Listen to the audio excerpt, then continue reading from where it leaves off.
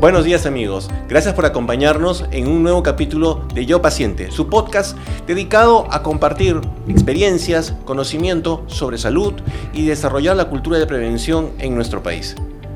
En febrero de este año, la Organización de Naciones Unidas, a través de su portal, hace un comunicado alertando a todo el mundo sobre el crecimiento de casos al 2050 del cáncer de mama. Va a llegar hasta casi un 40% de este crecimiento. Y todavía su advertencia es más dura, más detallada, y da el siguiente detalle, ¿no? En los países de renta alta, el 83% de las mujeres diagnosticadas van a sobrevivir. Y en los países de renta baja, más del 50% de esas mujeres van a morir. Esta noticia nos hace pensar cuál es la situación de Perú.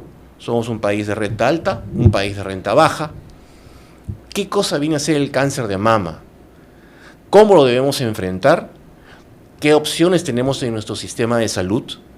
Y para eso hoy tenemos la suerte que nos acompaña el doctor Víctor Castro, oncólogo del Instituto Nacional de Enfermedades Neoplásicas, a quien le agradecemos su visita hoy día a Yo Paciente. Doctor. Gracias por la invitación, gracias por el podcast Yo Paciente, y acá un poco para compartir la información y la experiencia que tiene un objetivo, que es disminuir la incidencia del cáncer en el país. Ok, entonces hagamos algo, doctor, vamos de menos a más. Okay. ¿Podríamos sintetizar en pocas palabras qué viene a ser el cáncer de mama para todos nuestros amigos, amigas? Ya, bueno, el cáncer de mama es una de las patologías de alta incidencia. Como tú dices, la estimación global es más o menos 3.200.000 casos al año. Se estima que en el 2050 se llegue a más o menos 1.100.000 casos más de nuevo de cáncer de mama. Nosotros más o menos en el país tenemos 8.000 casos nuevos de cáncer de mama, y en el instituto donde trabajo más o menos se ven entre 1.800 a 2.000 cáncer de mama nuevo. El cáncer de mama es una patología de mujeres, también en hombres con una incidencia muy baja, en el cual hay un crecimiento de células anormales en la glándula mamaria. Ok. En este caso estamos hablando que es un crecimiento, un bulto, o algo que va a indicar esta enfermedad. ¿Cómo puedo saber? Claro, ahí viene lo que viene a ser el despistaje, que tiene un objetivo que es el diagnóstico temprano de cáncer de mama. Y el despistaje tiene como principal objetivo diagnosticar algo que en términos médicos se llaman lesiones no palpables. O sea, lesiones médicas en las cuales el paciente no pueda tocarlas. O sea, con un objetivo, porque esas lesiones no palpables son lesiones de estadios clínicos iniciales o carcinomas in situ en muchos casos. O sea, lesiones que van a evolucionar a tumores más agresivos. Entonces, la recomendación médica es de que el diagnóstico sea en forma oportuna, y para tener un diagnóstico oportuno es de que las mujeres, en la recomendación 40-50 años, hagan una mamografía, en algunas que tienen mamas densas una ecografía y una mamografía, y eso se ha hecho en forma anual o bianual. En mujeres que tienen una población, una incidencia mayor, que son por ejemplo las que tienen familiares con cáncer de mama o tienen mutaciones específicas que les predisponen a cáncer, como por ejemplo la mutación BRCA, la orientación es de que el examen sea hecho a partir de los 30 años y que tenga un seguimiento estricto con su médico. Entonces, el objetivo principal del diagnóstico de cáncer de mama es tener un diagnóstico antes de que la mujer pueda tocar un bulto, porque eso lo que va a buscar es encontrar una enfermedad muy pequeña, de muy fácil manejo, donde lo más probable, lo máximo que se haga sea una cirugía y de repente tomar una pastilla, donde no haya quimioterapia ni radioterapia. Nada invasivo. Nada invasivo. Entonces, para nuestras amigas, ¿a qué edad debería comenzar este proceso? Porque entendería que es un proceso de primero conocimiento de nosotros, cómo son mis mamas, y de ahí la parte médica, ¿no? Claro. Es importante que hagan un control como mamografía a partir de los 30 a 40 años. O sea, perdón, a partir de los 30 años... No, 40 años. 40 años la mamografía. Mamografía, ya. Ahora, la ecografía se hace en algunos casos seleccionados, que lo ve su médico, que son, por ejemplo, mamas densas, que son las mamas con mucho tejido conectivo, que hace que sea difícil o que sea más complejo el diagnóstico con mamografía. Y ese control se debe haber hecho entre 1 o cada 2 años, ¿no? Todos los años la mujer tiene que hacer su control. Aparte, el autoexamen de mama. Pero el autoexamen de mama tiene una idea, o sea, si tienes un control bianual o anual, lo que va a hacer el diagnóstico del autoexamen de mama es encontrar tumores de rápido crecimiento. porque tú puedes tener un control de una ecografía, una mamografía normal, y de repente aparecerle un tumor palpable en el interín. Y eso también es importante, que la mujer sepa y acuda en forma rápida a su médico. Eso quiere decir de que ese tumor de repente tiene un comportamiento más agresivo y que requiere un manejo mucho más rápido que lo que normalmente esperaría un cáncer de mama que se controla por ecografía y mamografía. Claro, entonces, más o menos para organizarnos la idea, una mujer debería empezar a los 30 años, por ejemplo... 40. No, me refiero al autoexamen. A los 30 años, sí. Entonces, a los 30 años debería comenzar el autoexamen para tener un conocimiento de cómo son sus mamas, ¿no? Y se dice, según lo que indican los especialistas, este autoexamen tiene que realizarse después de terminada la regla. Ajá. 7 días deben pasar. Sí. Debe pasar 7 días desde el último día de su regla y debe hacer este autoexamen, que es un reconocimiento para que tu amiga conozcas tus senos. Va a pasar otro mes, vas a saber en algún momento si hay algo extraño, diferente, rápidamente, y no te asustes, simplemente hay algo que vamos a tener que trabajar y vas a tener que ir al médico a que te evalúe, ¿no? Ese es el autodiagnóstico. Autodiagnóstico de cáncer de mama. El autoexamen, mejor dicho, perdón. Era el autoexamen, ¿de acuerdo? Entonces, el autoexamen para las mujeres es pasado el último día de sus 7 días, desde su último día de la regla, se hace su examen. En el caso de las mujeres ya que no te hacen en regla, que están en la menopausia, debería ser una vez al mes. Una vez al mes, sí. Ese es el autoexamen, Sí. nada más. En el caso de la mamografía, estaríamos conversando de que a partir de los 40 años debería realizarse. Las que no tengan factores de riesgo. O sea, no tengan historia previa de cáncer de mama. Ok, para eso es prevención. Prevención. ¿De acuerdo? Igual, o sea, la mamografía no excluye el autoexamen, ni el autoexamen excluye la mamografía. De Se necesitan las dos cosas. Ok, doctor, ¿le podría explicar a nuestras amigas exactamente qué viene a ser una mamografía bilateral? Creo que es el nombre completo médico, mamografía ¿no? bilateral. La mamografía es un estudio radiográfico de la mama en varias incidencias que busca lesiones con características especiales que sean sospechosas de tener un problema oncológico. Ya. Y es como un historial, o sea, la mamografía establece como una foto y esa foto inicial se puede comparar con las que vienen después de 2 años o 1 año y puedes comparar si hay un cambio o no cambio en la imagen, ¿no? De acuerdo. O sea, entonces es un histórico de tus fotos De tu foto de tu mamá. y vas a poder saber qué cosa sucede. Sí. Ahora, por nuestro trabajo en el que en By People y apoyamos a las campañas de prevención de cáncer, comenzamos a escuchar el lado de las participantes, ¿no? Que por desconocimiento escuchan términos técnicos, ¿no? Y entonces normalmente cuando termina una mamografía sale la palabra BIRAT, si lo pronuncio correctamente. El BIRAC, sí. Sí. El BIRAC es una clasificación médica, o sea, en oncología hay una cosa muy particular, que es de que la información médica es una información global. O sea, hay términos médicos que permiten tener la misma información acá, en Estados Unidos, en la China, en Europa, lo mismo. O sea, es una forma de decir de que tienes una sospecha o no sospecha. Y ese BIRAF, que es una clasificación internacional, establece pues un puntaje y de acuerdo al criterio médico establece el riesgo o no riesgo de tener un problema oncológico y la necesidad de hacer una biopsia. Eso excluye pues el término del médico de decir altamente sospechosa, pocamente sospechosa. O sea, es algo más sistematizado y ordenado, que permite saber y decidir qué hacer con el paciente. Claro. Ahora, el resultado más común me dicen que es el BIRAT 0. Que no es. No. Que no es oncológico, sino simplemente que es una mama densa. Esa necesita una ecografía para completar el estudio, porque la mamografía es insuficiente para poder ver toda la información. Okay, eso puede ser simplemente por la densidad contextura. Densidad de la mama, los antecedentes de gestación, cuando se han tenido hijos o no han tenido hijos, o algo genético, constitucional, ¿no? Ok. Entonces pasa al siguiente paso, que es una ecografía. Sí. Y en la ecografía simplemente es una reafirmación, una verificación. Sí. ¿No? Ahora, ¿qué pasa cuando sale el BIRAT 1? Ya, lo que pasa es que el término de BIRAC lo tiene que manejar con el médico, y el médico que le va a leer la información le va a decir si es que necesita hacer una biopsia o no hacer una biopsia. Y los BIRAC es una forma de clasificar la enfermedad y puede decir la imagen, de que si esa imagen tiene algo que necesita o no. El BIRAC 1 es negativo, el 2 es un hallazgo benigno, el 3 es un hallazgo probablemente benigno, el 4 es sospechoso, y el 5 es altamente sospechoso de enfermedad oncológica. De acuerdo. Entonces ya saben, chicas, esa es la tabla de control. Pero no quiere decir que haga diagnóstico. Exacto. Simplemente son pequeños niveles que te van a decir qué siguiente paso vas a hacer para tu control con el médico. Nada más. Es sospecha, no quiere decir diagnóstico. O sea, el hecho de tener, por ejemplo, un PRODAC 0 no significa que ya tienes cáncer, ¿no? O sea, hay que confirmarlo con una biopsia, ¿no? Exacto. Perdón, con el RAT de 6 o 5. 5 o 6, sí. No, 6. No, ahora, en este caso de la mama densa, ¿cómo entraría el tema de las amigas que de repente se han puesto un implante, ¿no? Y han hecho no, pero sí se diferencia. O sea, el implante separa el tejido mamario del cuerpo, o sea, no está metido. Entonces tú ves la mama arriba y el implante abajo.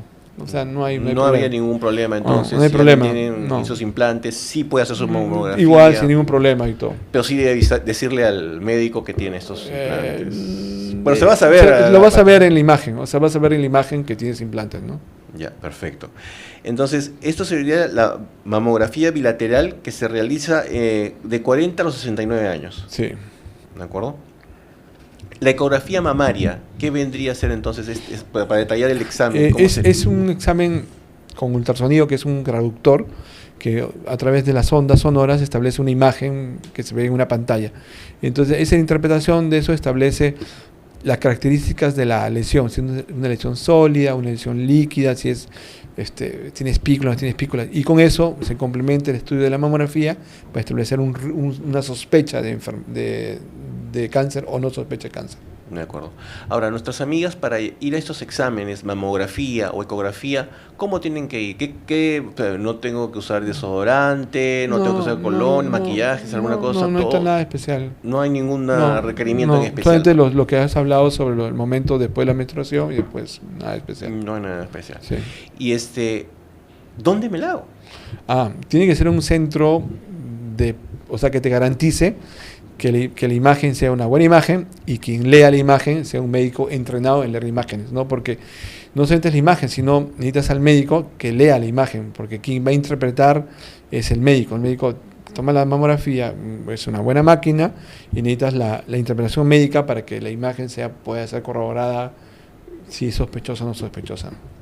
Sí, porque hemos tenido casos en que, como te digo, en los casos que hacemos las campañas, llegan de lugares de todo el Perú y a veces llegan con un reporte, con una gráfica que no se entiende, el equipo es demasiado obsoleto. Sí.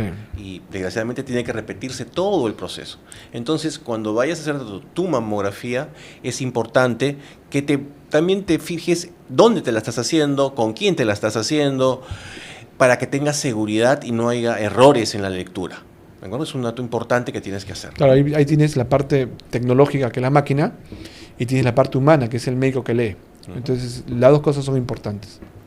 Ahora, según la red de seguros que tú pertenezcas, por ejemplo, en el caso del CIS, el CIS cuenta con una red de mamógrafos en las DIRIs, acá en Lima, el Lima Sur, Centro, Oeste, y en las provincias también ha implementado mamógrafos digitales, ¿no?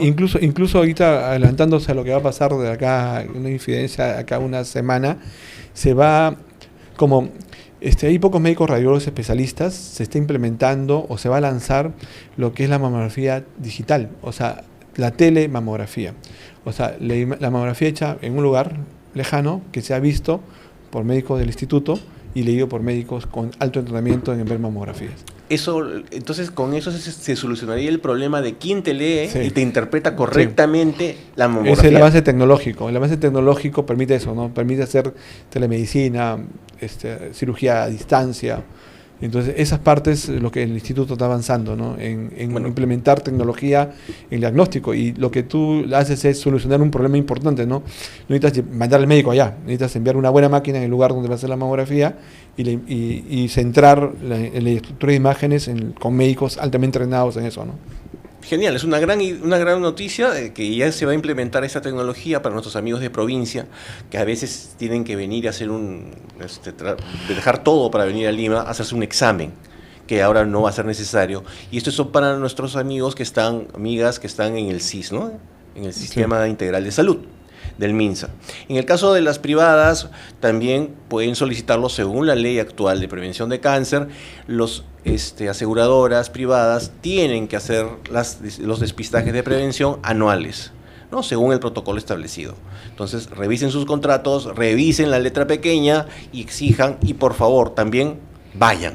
Porque hay muchas amigas que yo les digo, ¿y has ido este año a tu control, a tu aseguradora? Porque pagas ahí desde hace 20 años puntualmente, pero no vas a tu campaña de prevención, no vas. O sea, el contrato no lo firmaste con Dios. Simplemente es un contrato que tú también tienes responsabilidades, no lo olvides. Doctor, y pasando a un tema más directo, ¿qué pasa cuando una persona es declarada positivo? Bueno, ahí viene lo que es el diagnóstico. O sea, dentro de cualquier patología oncológica, en este caso cáncer de mama, hay subtipos de cáncer de mama. O sea, no todos son los mismos, hay diferentes histologías diferentes. Y algunas con más posibilidad de ser enfermedad agresiva y otras con menos posibilidad de enfermedad agresiva. Entonces viene la primera parte, ¿no? El diagnóstico, la histología y el estadiaje. O sea, significa tener información de que si la enfermedad está solamente localizada en la mama o si hay otros lugares. Y también la información histológica del tipo de cáncer de mama, y en caso de cáncer de mama, de los que le llaman la prueba inmunohistoquímica, si es hormonal o no es hormonal, si depende de HER2 o no depende de HER2, y su CAI que indica la agresividad. Con esa información médica completa se puede decidir qué hacer. Hay cáncer de mama que tiene que ser primeramente recibir quimioterapia, como por ejemplo los triple negativos y los HER2 positivos, que son tipos más agresivos, y hay otros en los cuales se pueden operar. O sea, el manejo es un manejo que nosotros llamamos multidisciplinario, significa que participan varios médicos. Y no solamente es quirúrgico, o sea, no solamente es la operación, y no todas los cánceres de mama se operan de inicio. Hay algunas que necesitan tratamiento médico antes de la cirugía. Entonces, cada caso va a ser un universo diferente. Sí, cada caso es un universo diferente. Y para los pacientes del CIS, el instituto ofrece tratamientos de innovación dentro del manejo, por ejemplo, de los HER2 positivos, que es un tipo especial de cáncer de mama que representa entre 20 y 25% de los pacientes que reciben un tratamiento específico contra el HER2, y donde el pronóstico cambia radicalmente si lo operó primero versus darle primero quimioterapia con la terapia HER2 y después operarla. Doctor, usted mencionó que había tipos de cáncer de mama agresivos. ¿Cuáles son los más comunes que tenemos que enfrentar acá y qué porcentaje está viendo? A ver, los tipos de cáncer de mama más agresivos son los triple negativos y los HER2 positivos. Los triple negativos porque no expresan ningún receptor y son generalmente pacientes que van a recibir quimioterapia en tamaños no pequeños, sino los de mayor tamaño. Y los HER2 porque tienen un tratamiento específico anti-HER2. Y lo demás, pero ese es un grupo que debe presentar entre 25 y 30% de los pacientes, y la gran mayoría son hormonales, que son los cánceres de mama más frecuentes. Son seguros, si tienen algún familiar, son los que han recibido tratamiento por vía oral, después si es que reciben quimioterapia, o no, reciben pastillas por periodo de 5 años más o menos, ¿no? Entonces, y el origen, por ejemplo, ahora que habló del tema hormonal, ese tipo de cáncer, no depende tanto de que le pongas una hormona al paciente, sino que es la expresión que tiene el tumor con respecto a los receptores y a qué responde. Okay. O sea, a qué actividad hormonal responde. Por ejemplo, si tienes un cáncer de mama hormonal, o los luminal que le llaman, tienes que bloquear la producción hormonal de la mujer, porque eso estimula el crecimiento tumoral.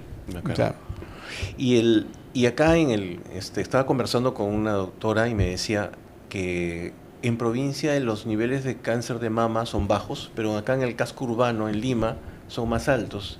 ¿Esto es cierto? ¿Es incidencia? Claro, por eso es que, por ejemplo, si nosotros tenemos 8.000, 9.000 casos de cáncer de mama en el Perú, que somos como 30 millones, en Estados Unidos tiene más o menos 300.000 casos de cáncer de mama al año.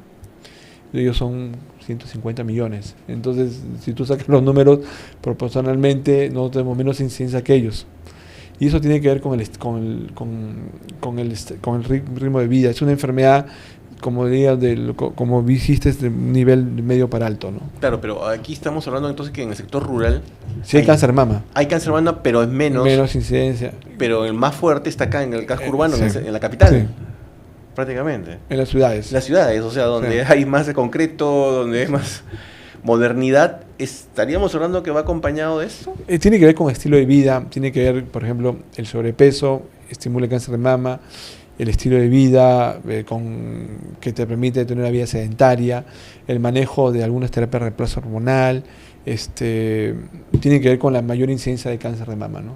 Entonces estamos hablando de que las comodidades que da la parte urbanística de las ciudades también puede estar generando también esta situación. Claro, por eso que incluso yo a mis pacientes, seguro que los que me ven van a decir, una de las recomendaciones después de que tienen cáncer de mama, me dicen, ¿qué hago, doctor? Tomo vitaminas, tomo esto, hago, no, dice, la recomendación y lo que impacta en la sobrevida del paciente tiene que ver con la actividad física. O sea, tienen que tener actividad física, tienen que hacer un deporte para que su posibilidad de recaída disminuya. Y eso tiene que ver también con la parte inicial. O sea, si tú tienes una vida no sedentaria, tienes una vida activa, tu probabilidad de enfermedad disminuye. No, lo cual no quiere decir al contrario, que si no haces actividad física te da cáncer, y si haces mucho deporte no te da cáncer, ¿no? O sea, es probabilidades, no riesgos. O sea.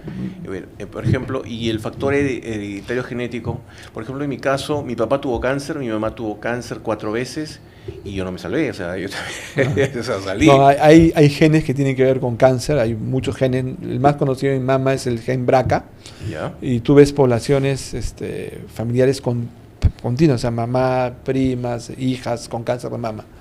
Pero ese tipo de mutaciones son estudiadas. En el hospital también hacemos estudios genéticos de cáncer familiar y hay los grupos médicos, por ejemplo, de genética, tienen poblaciones seguidas, o sea, familias seguidas con cáncer y en las cuales la persona que es familiar o que tiene el gen puede ser controlada diferente de que una persona que no tiene el gen.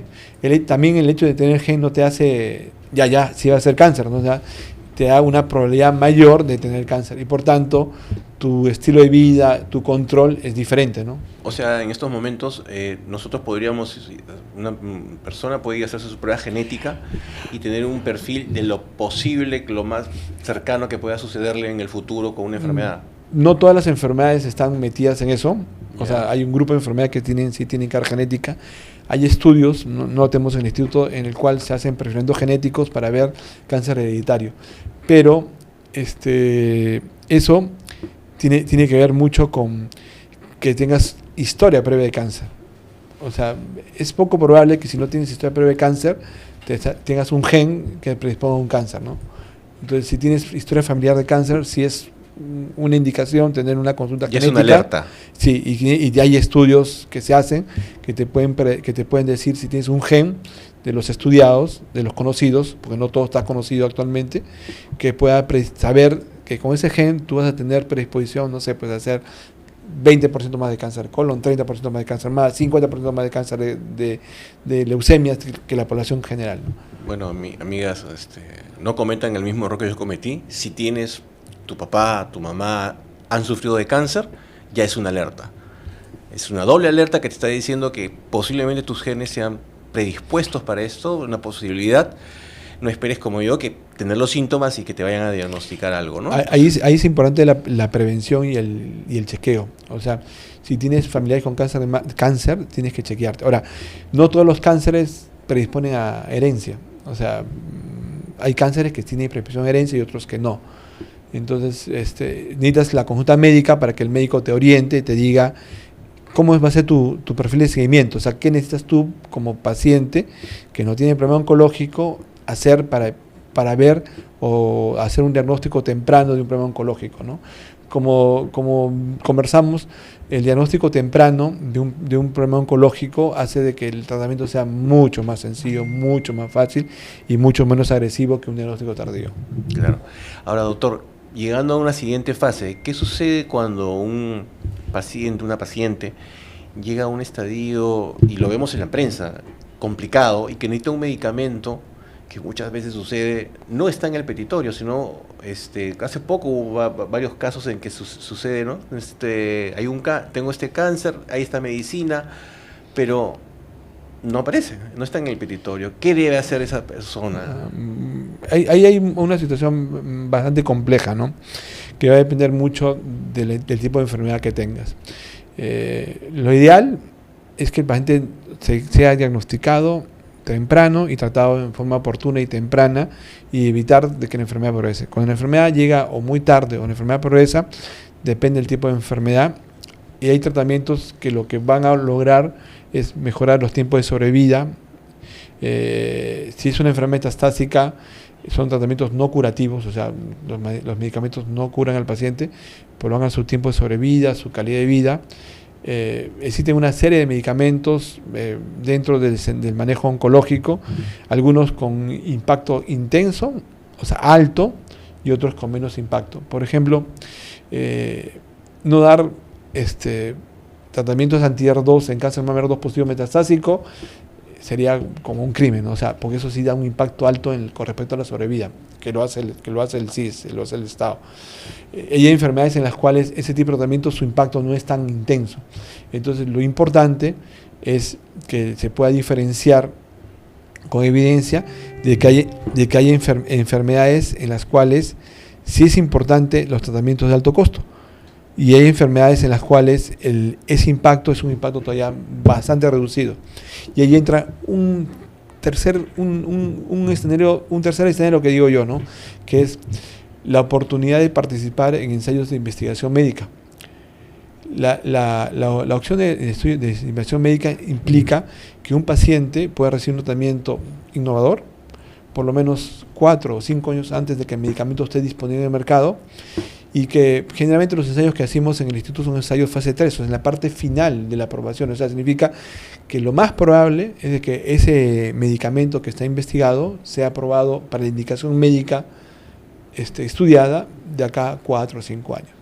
Y yo siempre le digo, no sé si puedo decirlo, yo manejo mucho investigación médica en cáncer gástrico y tengo, que para mí es una satisfacción como médico, 2 pacientes vivas con cáncer estadio-clínico 4 del estómago, que han recibido tratamiento en un ensayo clínico y están actualmente, después de su último control, 4 años sin esa enfermedad. No tuvieron la suerte de poder tener acceso a una tecnología innovadora. Y esa tecnología innovadora no está disponible todavía en los pacientes de la consulta normal y todo, ¿no? Pero, por ejemplo, entonces, pero para nuestras amigas, ¿no? O sea, sí, ya para aterrizar más o menos, si fuese yo una mujer, estoy con un cáncer complicado, avanzado, y que me pueden dar un tratamiento con un producto que no está en el petitorio, entiendo que va esto a una junta médica, sí. La junta médica del hospital evalúa, sí, si, como usted dice, ese medicamento va a causar un impacto positivo en el tratamiento, porque es una tecnología que ya está siendo usada en otros países, lo van a pedir. Sí. Ahora, lo que pasa es que todos los trámites son bastante complejos, y tenemos una gran dificultad con las aprobaciones médicas que han sido aprobadas y después desaprobadas. Y eso, de verdad, dentro del escenario de los médicos oncólogos que vemos al paciente y que conversas con la persona, no con un número, directamente le puedes decir su medicamento ahora sí, y de acá a 5 meses ya no le puedo dar el medicamento. Y eso no está bien. No, y también es grave porque el tiempo de respuesta para este tipo de pacientes tiene que ser inmediato. Justo conversaba con un par de pacientes que han estado en salud, lo digo puntualmente con el nombre, y todo el mundo lo sabe. Los detectaron hace 6 meses con cáncer y hasta ahora no los operan. Han pasado 6 meses. Señores de salud, su tiempo de respuesta no puede pasar 6 meses. El cáncer no se va a detener, va a continuar. El estadio de ese paciente, pasado los 6 meses, es otro. Sí, lo más probable es que si la oportunidad quirúrgica estuvo en ese momento, 6 meses después ya no la tenga. Exacto, se pierde. Y que entre en una situación de enfermedad avanzada que requiera muchos más medicamentos, mucho más tratamiento, mucho más complejo que haberlo operado en el momento que le corresponde. Ahora, ustedes como pacientes tienen derechos. Si ustedes ven que se están excediendo en el tiempo de respuesta, llamen a su salud, entren a la página de su salud. Señores, quéjense. Si no, no va a cambiar la situación. Ustedes tienen ese derecho. Mira, ¿sabes qué? Me detectaron, me dijeron, ya pasó 1 mes, 2 meses, si no me operan, no me tratan. Quéjense en su salud. Si no te quejas, nunca va a haber un cambio. Doctor, y las personas, los pacientes que ya han sobrevivido a esto, ¿habrá un efecto secundario en su vida, un impacto? Las mujeres que... Lo que reciben tratamiento oncológico, como yo digo... El cáncer de mama, puntualmente. Como cualquier tratamiento médico tiene un efecto adverso. O sea, lo que sea, hasta un paracetamol tiene efectos adversos. Siempre es un riesgo controlado. O sea, hay un equilibrio entre el efecto adverso y el beneficio clínico. Y también el control médico, porque el control médico permite poder detectar si el medicamento está produciendo un efecto adverso. Los medicamentos para ser utilizados han pasado por ensayos clínicos, que significa que han sido evaluados en pacientes y tú puedes haber visto durante todo un tiempo largo qué va a pasar con tu paciente al comienzo, en tiempo medio y en tiempo largo. Y seguramente los medicamentos que usamos, los aprobados, son medicamentos que han tenido todo ese seguimiento y por tanto las posibilidades de complicaciones existen, pero que son bastante controladas, ¿no? O sea, existen complicaciones a largo plazo de toxicidades cardíacas y todo, que cada vez es menor. O sea, por ejemplo, lo que yo veía cuando era residente, complicaciones por efectos adversos de medicamentos, que fue cuando recién se comenzó a usar la quimioterapia, y no recién, sino ya se usaba quimioterapia, pero que eran pacientes que habían usado quimioterapia 20 años antes, o sea, cuando la quimioterapia recién estaba... como medicamento de innovación en ese momento, vimos después de 20 años efectos adversos como problemas cardíacos. Ahora eso es mucho más inusual, es menos posible. ¿Por qué? Porque no solamente es el manejo oncológico, sino hay evaluaciones cardiológicas, evaluación neumológica, sabemos qué toxicidad produce un medicamento, cómo lo tienes que seguir, no solamente es el examen de sangre, y por eso el seguimiento y el acompañamiento del médico oncólogo con su paciente es continuo. O sea, no es como dejarte una quimio, una tableta cada 8 horas, vienes de acá 6 meses y te veo, ¿no? O sea, el tratamiento oncológico, cuando haces quimioterapia o tratamientos biológicos, es uno por uno. Y uno por uno tú evalúas la respuesta y evalúas la toxicidad del paciente. O sea, por eso es que el paciente va a consulta médica y le indican uno por uno. O sea, no es 4 y después viene el cuarto, ¿no? Y en cada evaluación médica se evalúa si hay toxicidad o no toxicidad con un objetivo, que es limitar el efecto a largo plazo. Perfecto. Doctor, y antes de seguir avanzando, creo que hemos tocado prácticamente la parte de la mujer, pero también hay en menor incidencia en el caso de hombre también, ¿no? Que también pueden tener cáncer de mama. Sí, y que el manejo es exactamente igual que la mujer, ¿eh? O sea, es más raro porque la incidencia es mucho más baja, pero el manejo es lo mismo, o sea, el mismo procedimiento, el mismo proceso, el estadiaje, el tratamiento, es lo mismo. Lo importante es que, por ejemplo, si tiene, igual el hombre, si nota algo raro en su cuerpo, no lo tiene que dejar crecer, porque tiene que actuar, sea en la mama o otra parte del cuerpo. Tú tienes que ver a un médico que te diga qué cosa es lo que tienes en tu cuerpo que es diferente, ¿no? Claro, por ejemplo, ahora que está de moda en los gimnasios, bueno, antes también estaba de moda, pero a otro nivel, creo. Antes se hablaba de los ciclos hormonales, el ciclín que decían, ¿no? Ahora le dicen chuzado o no chuzado.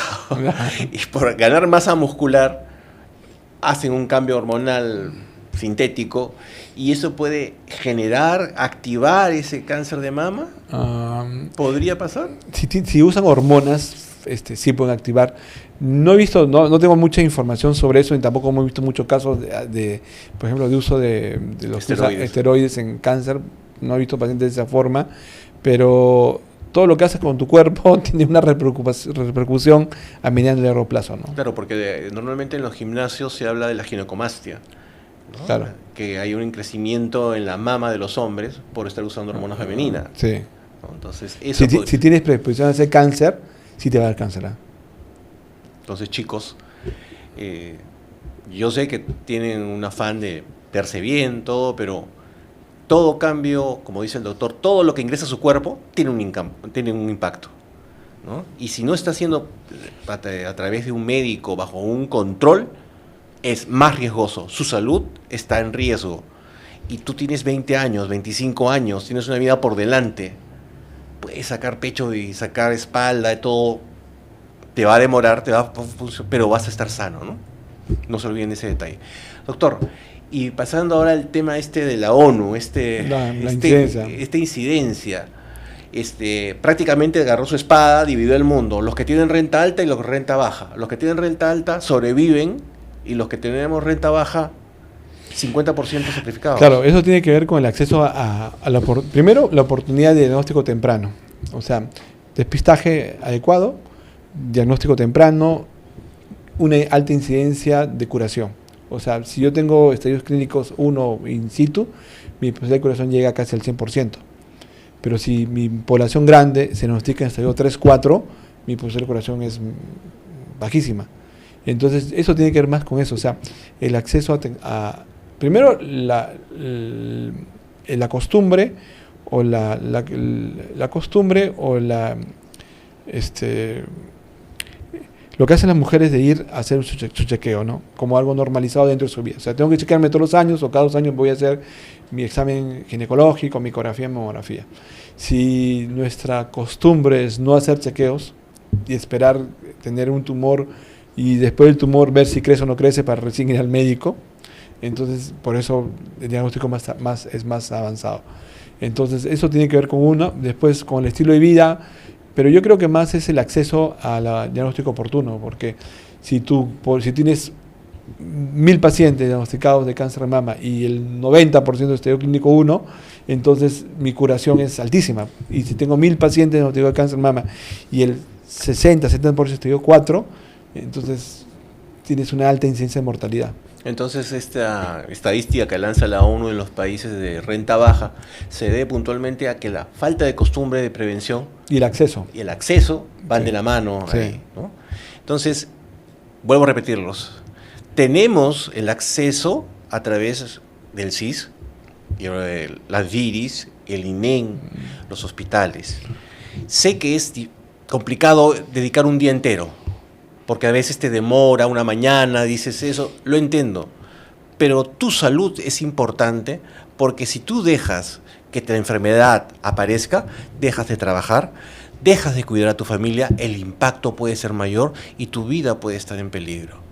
En el caso del privado, si estás pagando un seguro privado, y vuelvo a repetirlo, lo he visto, amigos míos que tienen contratos nivel oro, nivel platino, todo eso, y les pregunto, ¿y cuándo vas a tus exámenes de prevención? No tengo tiempo, estoy trabajando. Entonces, ¿para qué estás pagando algo? No has hecho un contrato con Dios. Es tu responsabilidad. Está en tus manos tu salud. Está en tus manos seguir cuidando a tu familia. Y ustedes, hijos, hijas, con su mamá, conversen, díganle, mamá, ¿este año te has hecho tus exámenes? Si me quieres, lo vas a hacer, porque yo te quiero bien, te quiero con salud, te quiero conmigo muchos años. Porque cuando se pierde una madre, un hogar se destruye. No olviden eso. Doctor, no sé, algunas palabras finales para recordarles a nuestras amigas. Bueno, podríamos? Lo más importante, como no se olviden, es de que tienen que tener su despistaje adecuado y en el momento oportuno. Que no se olviden de que un diagnóstico temprano garantiza una curación de los pacientes y un tratamiento menos complicado, menos largo y menos agresivo. Mientras más rápido pueda diagnosticar a la enfermedad, más fácil es su tratamiento y su pronóstico, ¿no? Casi todas se curan. De acuerdo. Y como último mensaje, creo que también nuestra preocupación por los tiempos de respuesta para estas tipos el uso de medicamentos de alto costo en determinados casos para pacientes, ¿no? Ya estamos conversando de que la Junta Médica de un hospital puede estar dando el go, vamos, se necesita, va a haber un impacto, y no es posible que otra organización tenga que hacer esta evaluación y se pasen más de 60 días, 90 días. Porque ese cáncer no se va a detener porque tú estás evaluando, va a continuar. Desde nuestro puesto de sociedad civil solicitamos que se evalúen los tiempos de respuesta, que realmente, porque ahí hay una vida en peligro. Se lo vamos a agradecer, por favor. Doctor, muchas gracias por compartir con nosotros. Y no se olviden, chicos, si les ha gustado, denle un like, un me gusta a este video y suscríbanse al canal. Vamos a seguir adelante y no se olviden, tu salud está en tus manos. Y un diagnóstico no es una sentencia, simplemente es un diagnóstico. Y seguimos adelante. Gracias.